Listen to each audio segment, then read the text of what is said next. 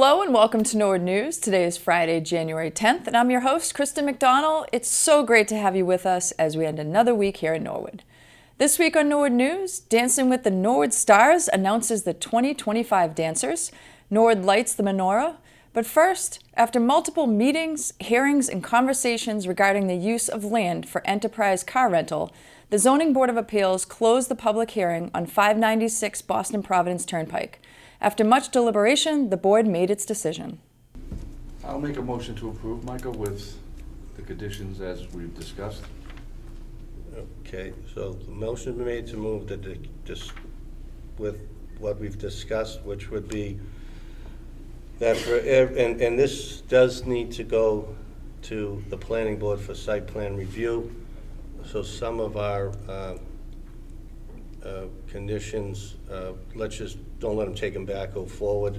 Any removal of tree 2 inches or more in the disturbed area be replaced. They've already indicated that they will plant some more trees. All lighting will be on the east side facing the Highwood and not the neighborhood, and we'll have a candle light of 0.3, which is a very low light. The hours of operation will be no later than 8 p.m. That came up, and they said they could do with that. There'll be no car carriers allowed to drop off cars in the area.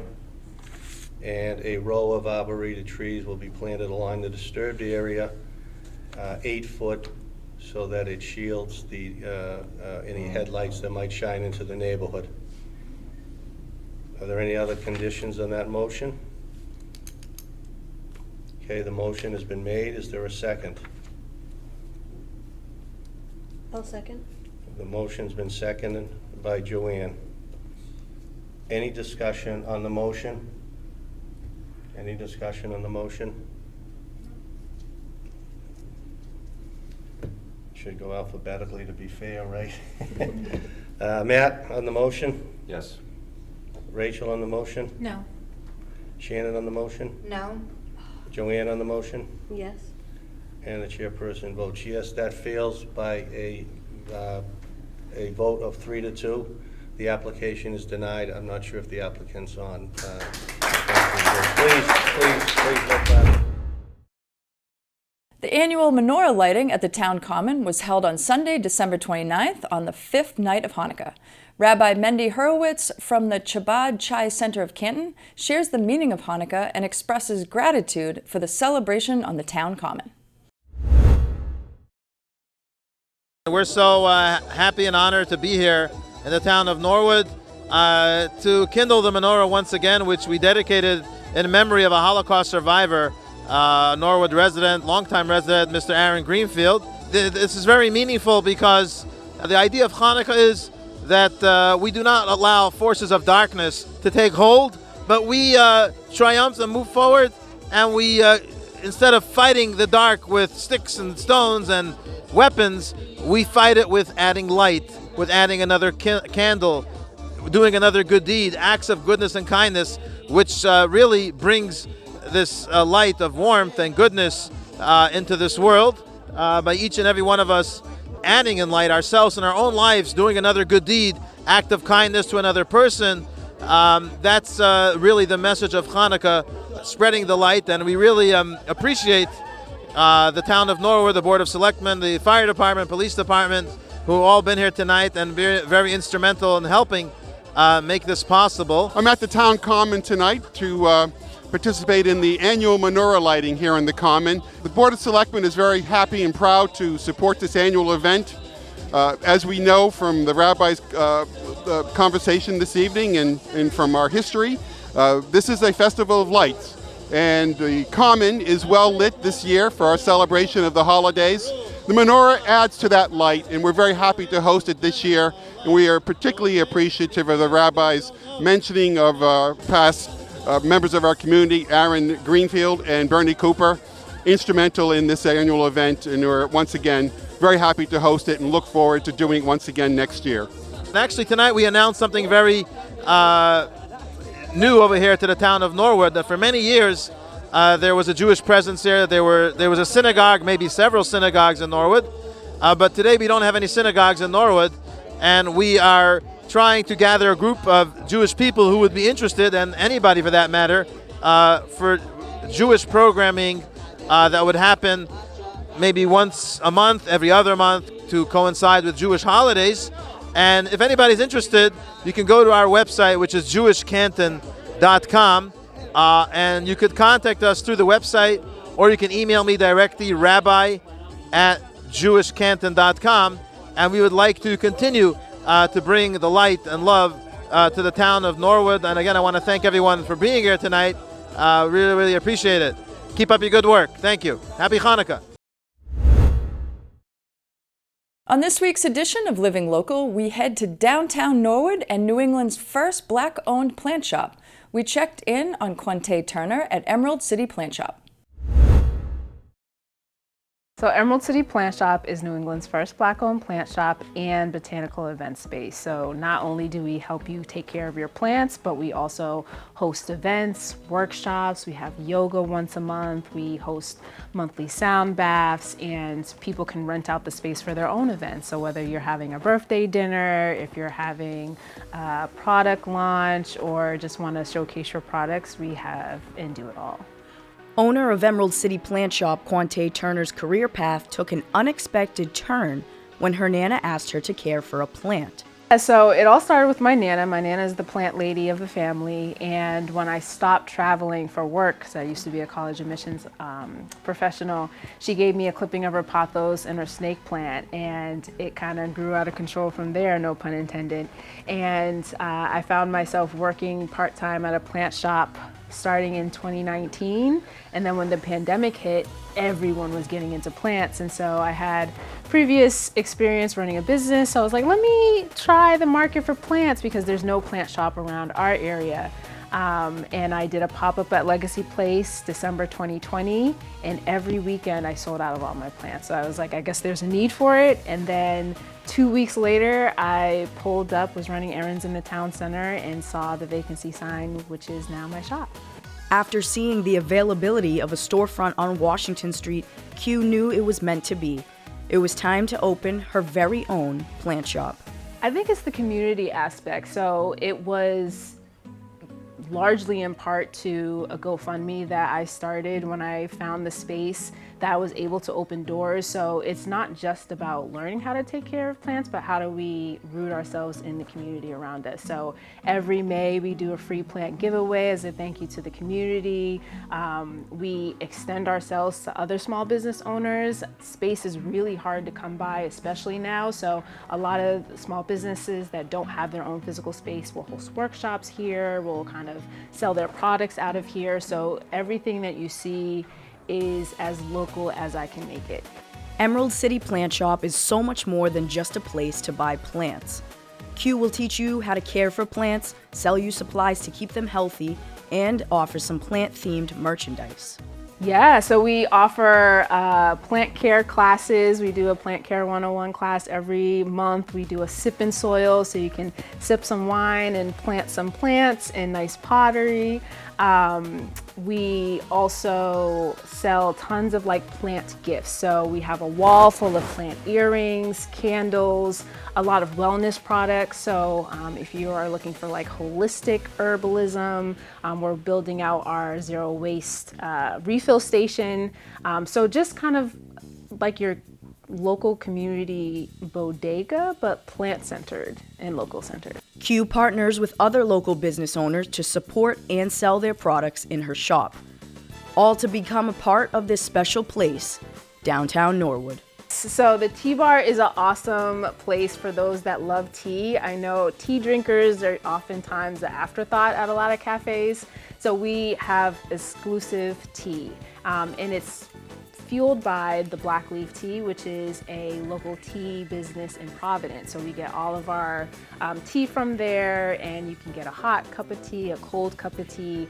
And then we also have mushroom tinctures by Sacred Mushrooms. So if you struggle with focus like I do sometimes, lion's mane mushroom tincture kind of helps you with cognitive functioning. I just recently hurt my ankle, and black reishi is really good at reducing inflammation. So there's a lot of good wellness products here as well. So you can go to our social media site, Instagram, or our website, www.emeraldcityplantshop.com. And we're always posting what we're doing, where we're at. You know, during the winter, we stay pretty much close to home in Norwood, but in the summer, we take our plant trailer, Diana, out on the road. So we bring the magic of everything that's here out to the community. So whether it's in Boston or Providence, or even Vermont, we take our show on the road. When Norwood News returns, the Circle of Hope announces the slate of dancers for the annual Dancing with the Norwood Stars fundraising event. Joe Dellicarpini has a winter weather outlook, and Ron Marshalsea has the latest in sports.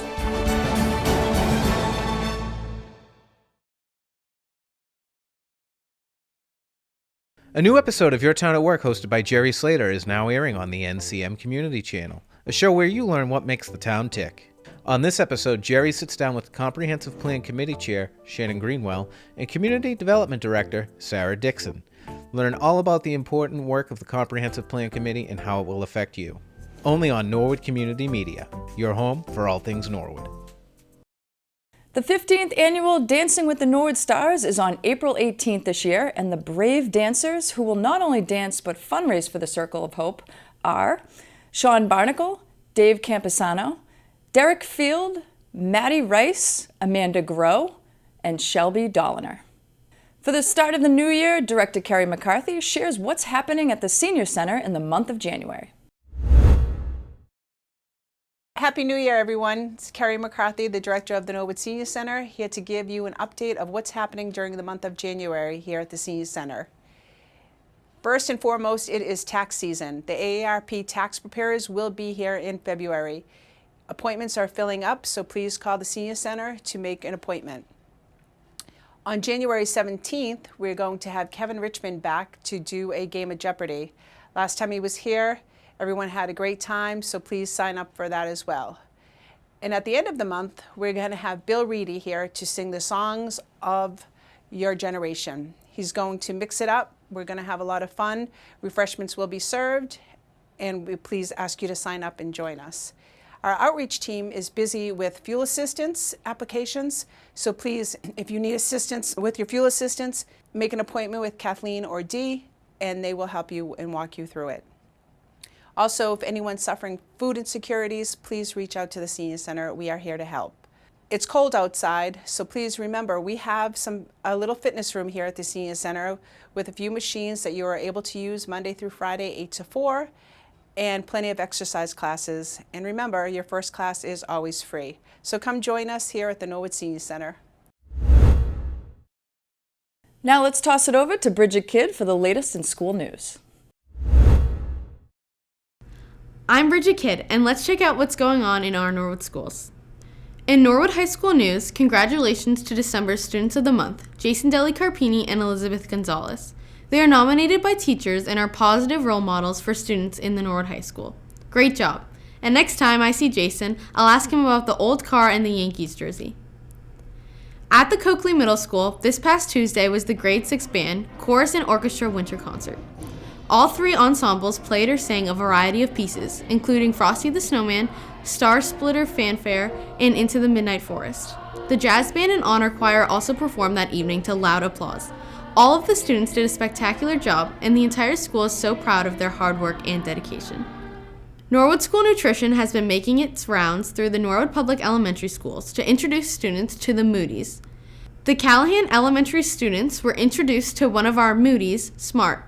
During lunch, students sampled roasted cinnamon brown sugar butternut squash. Butternut squash can help with cognitive health because it contains carotenoids, which are antioxidants that help reduce the risk of cognitive decline. Many students were excited to meet Smart and enjoyed the samples. Some even had seconds. They look forward to introducing more of their Moodies to the students at the Callahan. At the Cleveland School, before the winter break, the Cleveland PTO turned the teacher's break room into a winter wonderland. There were plenty of cookies, brownies, and all things sugar. Each staff member also got a special limited edition ornament with a ribbon reminding them that there's no place like the Cleveland School. Thank you to Cleveland PTO.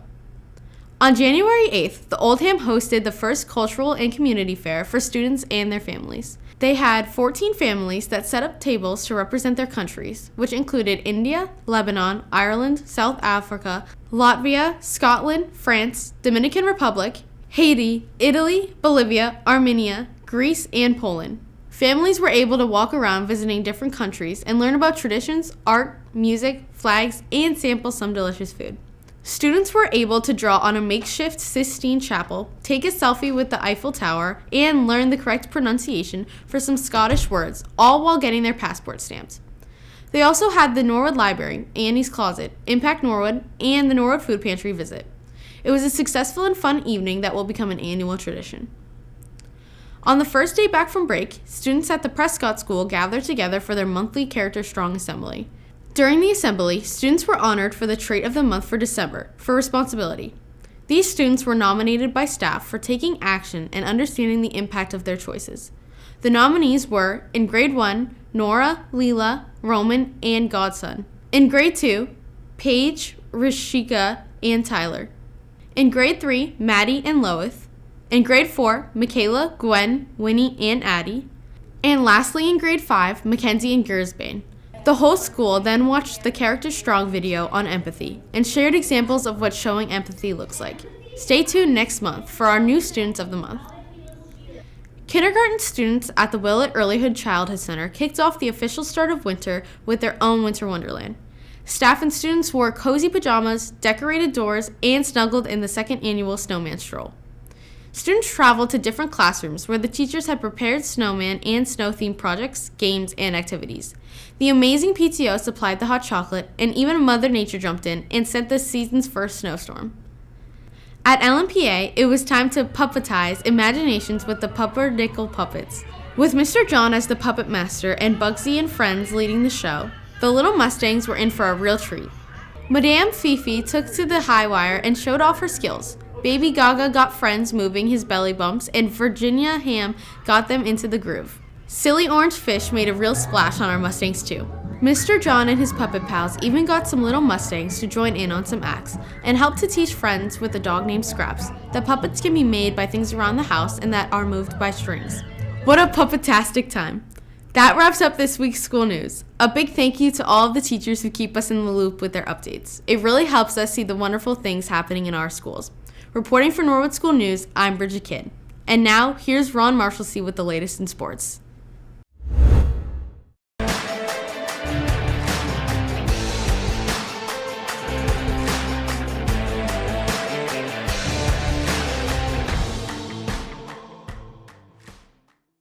I'm Ron Marshalsea, and this is your sports update. The girls' basketball team is now 5-1 on the season with wins over Walpole 57-39, Dedham 51-24, and Holliston 41-33. Captain Ava Murad was a key part in each win, and NCM commentators Shane Delamere and Owen Descharnay talked with her after Norwood's win over Walpole. Hey, how's it going? Great game today. Thank you. How are you? Good. Doing good. Yeah.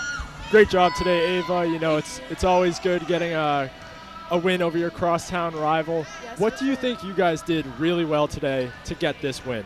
Our biggest thing was moving off of the ball and really just looking for each other in the post. I mean, Ellen, our freshman, shout out to her. She played amazing. So I think that was the biggest thing for us today.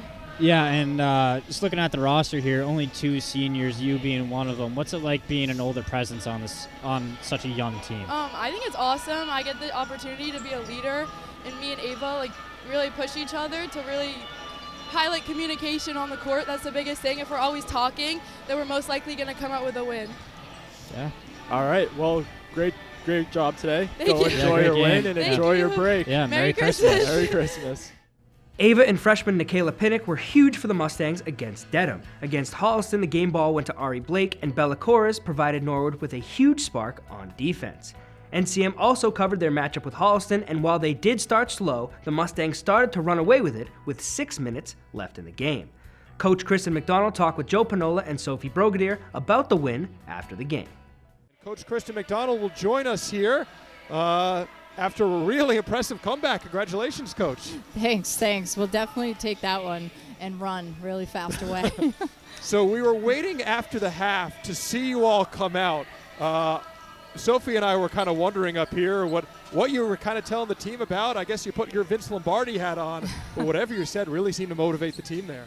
Yeah, I think we just had to like play our game a little bit more, and probably my fault. I had us a little too like strategized, I think, instead of just going out and making them kind of, play to us. We were trying to do too much, almost number 5 right away, and I think it took us out of our own heads. So we got back to what we're good at, which is defense and making them play fast and pressing and all that good stuff. Going off of that, I saw you had the whiteboard during the timeouts and in the huddle. How were you adjusting throughout the game? A lot of meditation, a lot of deep breaths. No, that was it. Overall, I love that we found a way to win. It was really sloppy, and obviously there's a lot we have to clean up, but we got to get back to some of the fundamental things, and I think maybe I'm in their head a little bit too much too. Like, they just got to play and do what they've done since they've been really young, and they're really good at it. So we'll get back there. The boys basketball team now sits at 6-1 on the year after taking down Walpole 51-38, just getting the win in Sharon in a close one 55-53, and beating Dedham and Holliston at home 60-27 and 50-37.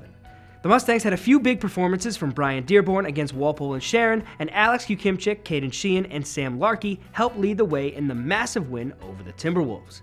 Walpole showed up on Christmas Eve with a horde of fans who were loud until the Mustangs went on a 16-1 run to end the first half. Norwood didn't let up, played phenomenal defense, and walked away with the 51-38 win. The Mustangs play back-to-back days, Friday at Bellingham at 7, and they face Dedham again, this time at TD Garden, this Saturday the 11th at 2:30. NCM will not be going live with the game, but we will be there recording for future broadcast. The girls hockey team are now 2-5 after tough losses to Westwood, Natick, Walpole, and Medfield, but getting the win over Ashland 3-0 last Saturday. Their next game is this Saturday, the 11th at 4:10 against Westwood at the Canton Ice House. The boys hockey team sit at 4-1 now after getting a huge win over Westwood 8-4, losing to Walpole and beating Hopkinton 3-2. In the 8-4 win over the Wolverines, goals were scored by TJ Martin, Jacob Sheehan, Owen McDougall, Mike Grenham, and 2 apiece by Ryan Valeri and Sviat Antipkin. Rocco Ferrioli, Braden Lee, and TJ Martin were the 3 goal scorers against Hopkinton. And that win against the Hillers also marked Coach Allen's 100th career win as the boys hockey coach. Congratulations, Coach Allen. The wrestling team took down Sharon 43-36 and Quincy 48-29, but lost to Hopkinton and Ashland to land at 3-2 so far on the season. Their next 2 home matchups will be against Bellingham on the 15th at 7 o'clock and versus Holliston on the 22nd, also at 7 o'clock.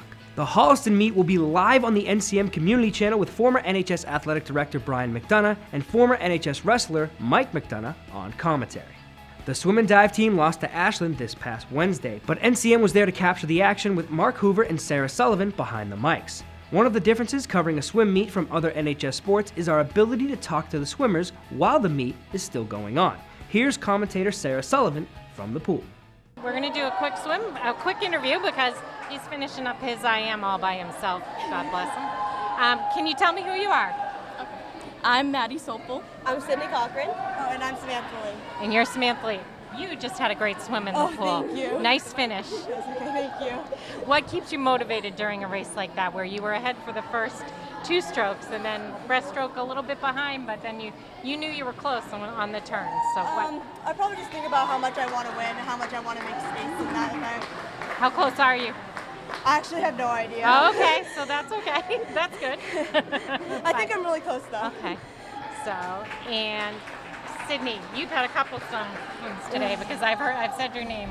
You had a great swim in the 200 Thank free. you. So how'd you feel about it today? I added a little bit of time, but hopefully that happens, we'll do a little right? better on the next one. Right. But sometimes that happens in Yeah. swim. You know that, right? Yeah. So, and you had a good. And you also were you in the medley relay? Yes. Or, yeah. So you got I swam the butterfly. You swam the butterfly in the medley relay. So cut yourself some slack. So, and Maddie, what are you swimming today? I swim the 200 and then I'll be in the 200 free relay, the 100 breaststroke, in the 400 relay. You've had a good day. Yeah, I'm a little out of breath. Well, that was a nice swim in the 50 free. We were talking to other Thank people you. while you were swimming. Oh, yes. But I was catching. We were following you in the Perfect. pool. So Bridget's younger sister tried to upstand. Oh, she tried to follow in our footsteps. So, diving. Yes. Big degrees of difficulty today. Yeah. You had a great day. Thank you. And you have exciting news. What are you doing next year Yes, for you? I'm going to Bryant for diving. You've signed a Division I school? The Bulldogs? The Bulldogs. See, I did my work today. I'm very excited, yes. What is your favorite part of swimming this year? My favorite part of swimming is the team, as always. Bridget and I have done this all 4 years together. We're the only people on the team to have done it for all 4 years, so I think that's really special that I get to do it with her, and she's still by my side with all of this. That's fantastic. Bridget, what are your goals for the team this year? My goals for the team is on Friday, we have the Nor Cup where we swim co-ed against Norwell, and we haven't lost it all my years of being in high school. So my goal is we have to win the Nor Cup. The gymnastics team hosted Norton had a great meet which saw them score a 119. Caitlin Hamway was the genie of the meet, competing in all 4 events against the Lancers. Their next meet is this Saturday, the 11th, at Medway at 4:15. The girls' track team lost to Westwood but took down Dedham 56-38. Natalie Martin, Kieran Gorman, and Shaylin Coyle swept the mile, with Natalie and Kieran also coming in first and second in the 2-mile. Catherine Cronin came in first in the 600, Abby Fortier and Karen Gorman went first and second in the high jump, and Mariella Abi Elias got first and Sam Sullivan got second in the shot put. And the girls finished the day with a first place 4x400 ran by Catherine Cronin, Bridget Conley, Emma Flanagan, and Sylvia Caparata. The boys' track team lost to Westwood and Dedham on December 23rd and January 3rd respectively. But at their Dedham meet, Mike Dujour qualified for D3s in the 300. Both track teams will be at Holliston on January 24th at 4 o'clock. And that is all I have for this sports update. I'm Ron Marshalsea, and Norwood News will be right back after this break. Norwood Community Media's premier sports show, NCM Sports Talk, has one more episode in 2024. On this episode, we sit down with 2 former NHS athletes playing at the next level, UMass basketball player Megan Olbrys and Endicott football player Brian Mateer. We get a full highlight of the Mustangs' Thanksgiving win and insight into a girls' hockey and girls' basketball wins with post-game interviews. All this and plenty more only on the newest episode of NCM Sports Talk.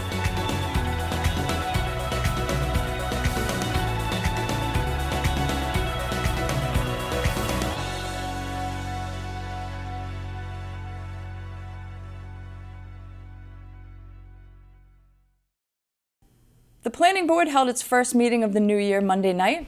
The board unanimously approved the installation of a permanent sign at 717 Washington Street, Lavish Aesthetics. The board then deliberated on articles that will be added to the upcoming warrant for the March special town meeting. The Planning Board will meet again on January 27th. The Zoning Board of Appeals met this week and held a public hearing for Middlesex Integrative Medicine located at 76 Astor Ave. The applicant addressed multiple concerns raised by the boards, and ultimately the board set forth a motion to approve with the conditions that require the applicant to get approval from the Norwood Police Chief for delivery and a false identification plan. And if there are any changes to the host community agreement, the applicant will return to the board for approval. The Zoning Board of Appeals will meet again Tuesday, February 11th. At Wednesday night's Conservation Commission meeting, representatives of Menorah appeared before the commission to discuss after-the-fact paving of an emergency fire access road in a buffer zone. Later in the meeting, Atlantic Design Engineers proposed a solar facility project at the closed entrance of the Winter Street landfill, also located within a buffer zone. The Conservation Commission will meet again on January 29th. The first Morrill Moment of 2025 is here, and Clayton Cheever shares some exciting events happening at the Morrill Memorial Library in the month of January. Greetings, library lovers. Happy New Year. Welcome to the Morrill Memorial Library, Norwood's public library for everyone. I'm Clayton Cheever. I use he, his pronouns, and I'm your library director. Our weekly story times are starting up again mid-January. Join us every Thursday morning at 9:30 for wacky wiggles and giggles. if you have a toddler or preschooler, kids ages 18 months to 3 years. Together, you'll love the short, silly stories and lots of singing and moving. No registrations required for this program. Check out our online calendar to learn about all the great stuff happening here. The first author event of 2025 is happening on Sunday afternoon, January 5th, starting at 2. Joining us in person is my friend Maureen Fallencier to talk about her highly regarded work called Reimagining Success. When considering your New Year's resolutions, this could be just what you need to help you be your best self. Maureen has been working directly with people of all ages for over 30 years, as well as developing her own practice to tap into what she calls our essence, what it means to really be alive. Learn more and register on our website to save your seat. On Monday evening, January 27th, 2 of our very own librarians are excited to present our first ever book tasting event. Michael Roderick, our head of borrower services, and Liz Reed, the head of our adult services department, will give brief overviews of lots of their favorite fiction and nonfiction works from a wide variety of genres and subjects. Register to discover your next great read, explore outside your usual genres and authors, or just find out about titles you might have missed. We have a pretty amazing number of online resources. I usually like to take some time to recommend one, but this month I'm going to simply encourage you to navigate out to our website and browse the list for yourself. I'm pretty sure you'll be surprised by all that you find. Explore one or more of them and then let me know what you think. I look forward to hearing about your discoveries. Now, let's dive into some fantastic reads. Whether you're looking for a delightful read for kids or something more profound for adult readers, we've got something special for everyone. Let's jump right in. In Just One Flake by Travis Jonker, we have a delightful picture book that follows Liam, a child determined to catch a single snowflake on his tongue. Despite numerous attempts, Liam's mission seems impossible until a surprising twist changes everything. This charming read is perfect for young readers who love winter adventures and the magic of snow. Garrett Wyer's The Language of Spells is set in post-World War II Vienna. This middle-grade novel tells the story of Maggie, an ordinary girl, and Grisha, a dragon who's been forgotten by the world. Together, they embark on a magical journey to uncover the mystery of the missing dragons. This tale is ideal for young fantasy enthusiasts who enjoy historical settings and heartwarming friendships. For more experienced readers, I've brought The Pop-Up Book by Paul Jackson. This comprehensive guide offers step-by-step instructions for creating over 100 original paper pop-up projects. With detailed illustrations and techniques, it caters to hobbyists and professionals alike. This is great for craft lovers and anyone interested in the art of paper engineering. That's not quite your thing, but you want to deepen your crafting skills in another medium, say textiles or painting, we'll be happy to help you choose from our large collection some books that'll help you step up to the next level. Finally, if you've caught the wicked spell, why not check out The Annotated Wizard of Oz by L. Frank Baum, with an introduction and notes by Michael Patrick Hearn. This edition of the classic tale includes insightful annotations and historical context, enriching our understanding of Baum's world. This is great for you if you appreciate an in-depth literary analysis. Did you know that we have video games you can borrow at the library? We also have this emulator of the PlayStation Classic that contains 20 games pre-loaded. So all you have to do is plug it into your TV with the included HDMI cable and you'll be gaming in no time at all. We also have things to help you get outside, like these snowshoes you can borrow and take for a hike. One of my favorite things to do whenever I have an opportunity. These games and equipment and so many other great tools, puzzles, musical instruments, and more can be found in our Library of Things. Visit our website and browse our Library of Things from the Books and More menu to see what other treasures we have waiting for you. Before I sign off, I want to thank our dear friends of the library. Anytime the library is open, you can browse their ongoing book sale in the nook just by the door to our parking lot.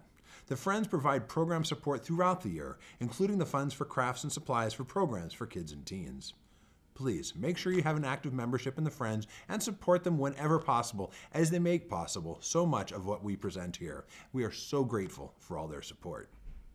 That's a wrap for this Moral Moment. I'm Clayton Cheever, your guide through the wonders of the library, wishing you a fabulous new year and a joy-filled January. We can't wait to see you at the library. We all know that January has started with some very frigid temperatures. NCM checked in with meteorologist Joe Dellicarpini to see how long these frigid temperatures will last and what we can expect this winter. Hi everyone, this is Joe Dellicarpini, meteorologist with the National Weather Service's Boston office and a Norwood resident, here to talk about the winter of 2024 to 25 so far. So we're early in the winter months being December, January, and February, but we're kind of off to a cold start. The month of December, the average temperature here in Norwood was about 34.3 degrees, and that's 1 degree below the normal of 35.3. January got off to a mild start, but we've cooled down a little bit here as we started the new year. The first few days were warm enough that it's keeping our average temperature around 36 degrees for the month, which is almost 5 degrees above normal, but the colder weather that's set in will certainly bring that average down as we head through the month. You can see a plot of the daytime high and low temperatures so far, as recorded at Norwood Airport on the graph there, along with the record high in the pink and the record lows in the blue. The normal is kind of right in the middle in that tan band there. You can see we're getting to the coldest part of the year right now over the next couple of weeks, and then we'll start to see that average temperature warm up as we get into the latter part of January. As far as precipitation, that has been below normal. This includes rain and melted snow. Our total so far is 6.65 inches. Exactly 2 inches below normal. You can see the normal curve is the brown line, which is in the middle of the graph, and you can see our 20, 24 to 25 since December is the green curve. So you can see we had quite a few rainstorms in December that really brought that total up, and it's certainly welcome after the very dry fall that we had through October and November. Snowfall, probably no surprise, that's also below so far this winter. We've had a total of 6.7 inches here in Norwood. Our normal is about 15 inches. And similar for Boston, 5.7 inches at Logan Airport. The normal is just about a foot of snow. So you can see we're right down at the bottom of the curve there where the green is. And our normal is, again, the brown line, which goes up as we head through the winter. Most of our snow really falls later January and February, so we've got a ways to go. And if you remember our record snowfall year, early 2015, when we got nearly 100 inches of snow in 6 weeks, you could see that curve right there. So this winter, we're really monitoring La Nina as kind of the main driver for our winter weather patterns. And as a reminder, this refers to the sea surface temperature anomalies off the coast of South America in this boxed area here. So when the temperatures are below average, that's La Nina, and that's what we're seeing this winter. When it's above average, that's El Nino. We saw that a year ago with the very warm and mild winter. So what happens is there is a bit of a connection between the ocean and the atmosphere, and that has an influence on the jet stream, which eventually leads to changes in the weather patterns around the globe. So we do expect La Nina to forecast this continue into the spring. The question is, though, how strong it will be, and we'll get to that in 1 minute. So just as kind of a reminder, La Nina doesn't have much of an influence here in New England directly, but you can see for the most part, the weather tends to be colder than average from Alaska down through much of northwest Canada. It's wetter along the Pacific Northwest and the Great Lakes, and drier and warmer than normal across the desert Southwest and the Gulf Coast states in a typical La Nina year. But really, no two La Nina events are the same. So we can look back and history will tell us what has happened on average, but there's always a range of outcomes being possible. Can be some outlier years that are kind of different than what we would normally expect. And the global oceans are warmer than they have been in the past, especially in the past 20 to 30 years. And, if we compare La Ninas back in the 50s and 60s, is that really a fair direct comparison? Because the oceans were a bit colder then. So just a couple of things that we always keep in mind. Now, for this year, the question is, will it be a weaker La Nina or a strong one? And the models that we look at are kind of showing a toss-up. On the left, a bunch of these models showing for the winter here in the boxed area shows a weaker La Nina. This is about a minus 0.5, which is just into La Nina territory.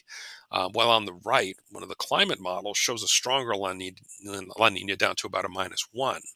So it's really kind of a toss-up as to where we will be. And that does lead to some differences in kind of what we can expect on average here in eastern Massachusetts. So If we look at La Nina winters in Boston, again, this is just limiting the months, not the entire winter, but December, January, February. We've had 28 La Nina winters since 1950.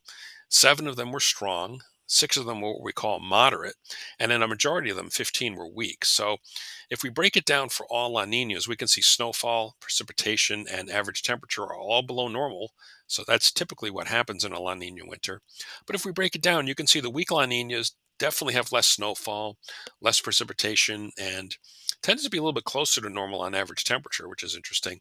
But if we get into a moderate La Nina, that's that -1 territory that the climate model was showing, we tend to have a greater chance for seeing above normal snowfall, but a little more in the way of precipitation, and it's also a little bit colder. So it's a subtle difference, but if we can get to a moderate La Nina, we stand a little bit better chance at least seeing normal or even maybe above average snowfall. So we'll kind of just have to wait and see how things pan out.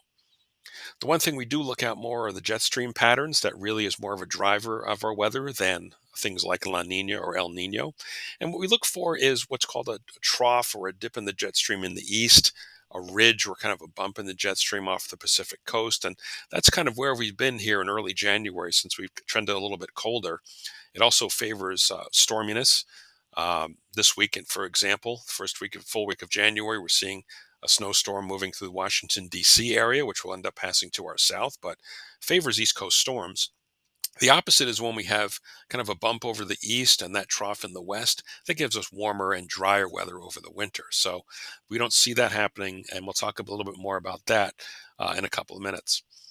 So actually, the next 2 weeks are right here. So this kind of shows us the pattern on the left as of January 6th. Notice we kind of follow the lines to see where the air is coming from. And in this case, our air is coming out of Western Canada. It's not coming directly from the Arctic, but it's cold. Nothing completely unusually cold, but certainly, near average or even a little bit colder than normal. And as we go through the latter part of January, notice there's not a lot of change in our pattern. We kind of remain under the influence of the northern branch of the jet stream, which kind of keeps us cold. Again, the air flowing out of Western Canada, not directly out of the Arctic. So it's cold, but not unusually so. So overall, I think we can say with some confidence that the cold weather pattern is likely to continue in January. May also bring us some chances at snow now and then. But those details are a little bit harder to tell weeks at a time. The longer range outlook kind of follows that thinking, showing at least in the middle part of the month, good odds of below average temperatures, especially as you get to the southeastern United States, but also including us here in southern New England. Also looking at probably a little drier pattern than average, at least through the middle of the month. So this cold and dry pattern that we've been in over the past week looks to continue, at least for the next couple of weeks here in southern New England. And then as we get a little farther out in time, looking, this is actually through the end of January, looking at really nothing's telling us it's going to be a warmer or colder than normal. We're kind of actually in the middle. You can see northern New England has good chances of above average temperatures, the mid-Atlantic below. But it does look like maybe a trend toward a wetter weather pattern. So that might favor a little bit more in the way of chances of snow as we get toward the end of the month. And then looking ahead for the end of the winter and into early part of spring, it looks like we may trend back to a warmer than average weather pattern here across much of the eastern United States. Again, a little bit more of a toss-up when it comes to precipitation. Does look drier along the Gulf Coast and a little bit wetter across the Great Lakes. This might be more of a forecast that includes the La Nina influence more than anything else by that point. So in summary, our winter so far, it's been colder and drier than normal with below normal snowfall, but keep in mind, we're only kind of about a third of the way through our meteorological winter, which includes December, January, and February. La Nina has emerged, although weak at this point. Our storm track in December was kind of mild, meaning many storms passed to our west and we were on the mild air, the rainy side of them, as opposed to getting snow. But more recently now, we're seeing storms that are passing to our south, including the one this week affecting Washington, D.C. So we'll see if that storm track kind of stays down there and keeps us cold and dry, or if some of these storms can manage to work their way up the coast and bring us some snowfall. So keep in mind, again, late January, February, that's when we receive most of our snow each year. It's just a question of timing. Do we see any storms kind of make their way up the coast, or do we just stay kind of cold and dry as we've been over the past week? So with that, I thank you for listening. If you have any questions, you can certainly drop me an email at the email address below. Otherwise, we'll take a full look at the winter and review during the springtime. We'll kind of see how everything panned out. Thanks for watching. Well, it's been absolutely freezing this week. Some of the Recreation Department's outdoor projects are coming along. Assistant Recreation Director Sam White has the latest on the Tyler Lawrence Park and the Haas Pool renovation.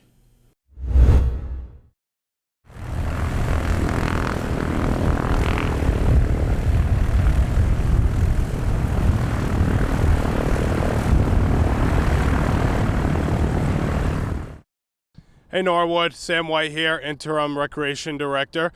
I'm here at Norwood Memorial Airport. We're right behind me. We do have our up-and-coming Tyler J. Lawrence Memorial Park. We're very excited to see the grand opening of this park either late April or early May, so please be on the lookout for that date. We will have a big celebration and dedication for Tyler J. Lawrence. In other news, Haas Pool has been coming along greatly. As I've mentioned before, the pool shell is complete. Now they are working on the pump room and the maintenance shed. We're very excited to bring that to you in late June for our grand opening of June 28th. Even though it's chilly out right now, spring and summer is upon us, I promise. Be on the lookout for the spring and summer guide coming to your mailbox shortly. We will be having registration on Tuesday, February 25th at 9 a.m. So please be sure to mark your calendars, and we can't wait to bring you your most favorite events, programs, and activities. See you soon. After over 26 years of honorable and dedicated service for the town of Norwood, Officer Gregory Gamel has retired from the Norwood Police Department. Here's the final call. The Norwood Police Department announces today the retirement of Officer Gregory Gamel. His tour ends this morning, completing over 26 years of honorable and dedicated service to the town of Norwood. He was a member of the Patrolman Union Executive Board, serving 2 years as president.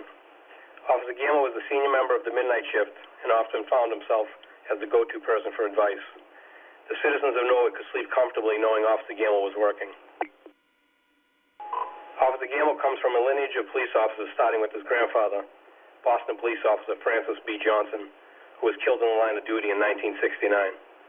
His father, Larry Gamel, was also a Norwood police officer, up to his untimely passing.